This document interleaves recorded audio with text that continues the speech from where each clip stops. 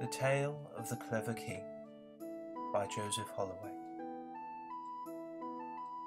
Once upon a very long time ago, there lived a young chieftain of Scotland.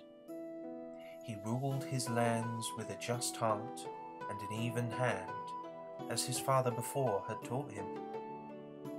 The young chieftain always took heed from his advisors and clan, but always made educated decisions on his own.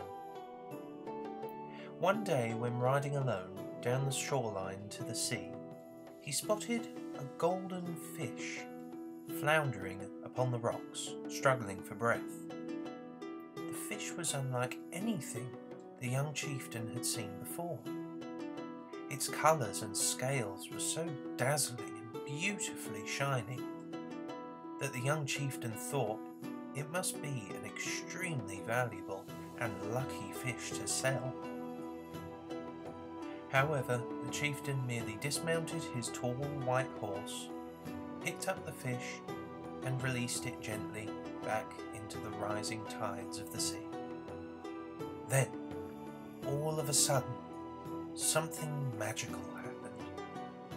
The fish began to take on a new form.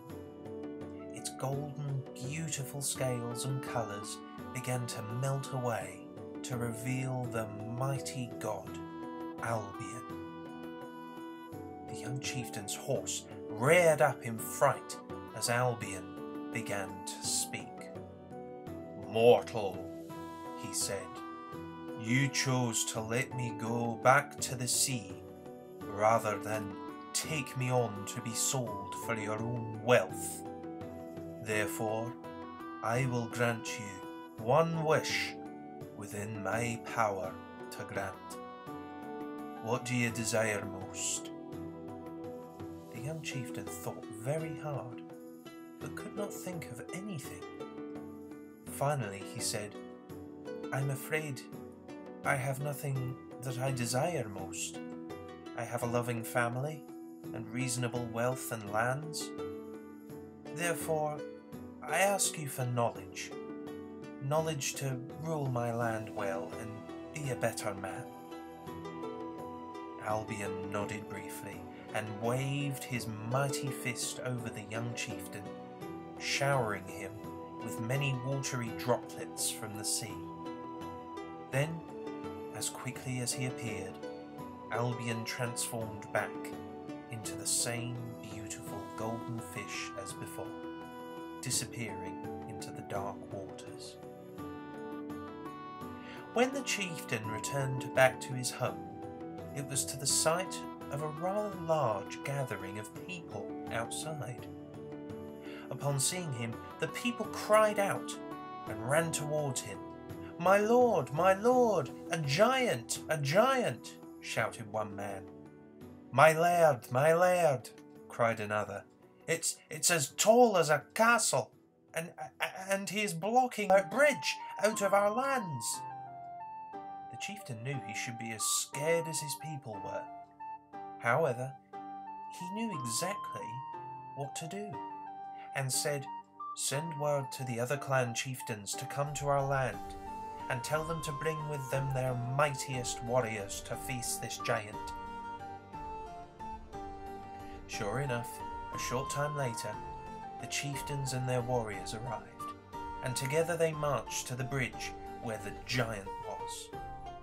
It was indeed as monstrous as the young chieftain's people had described, at least 5 times the size of the tallest man, and a large matted beard that hung down to his chest. Without thinking, one warrior marched up and faced the giant, claymore in hand. The giant roared with laughter, and with one bite bit the claymore in half, and with his enormous horse-sized hand reached down and gobbled up the warrior. One by one, each of the warriors bravely faced the monster, but one by one, each was eaten. Once all the warriors were gobbled up, the other chieftains looked nervously from one to the other, but no one was brave enough to step forward to face the giant, except one. The young chieftain stepped onto the bridge, drew his sword, then dropped it to the ground. The giant looked puzzled, scratching his enormous head. "You not wanna fight me, wee chief?" he boomed, towering over him. "No," said the young chieftain. "You have already bested the greatest warriors in Scotland and have proven to be a strong warrior. However, I still do not believe that you are the strongest." The giant threw back his head and roared with laughter a second time. Without warning, he reached an enormous horse-sized hand around the trunk of the nearest tree and tore it up from the roots. "And now?" bellowed the giant, launching the tree through the air, landing with a mighty crash. "Most impressive. But may I suggest a true feat of strength?" said the young chieftain. Then from his sporran he produced a strawberry.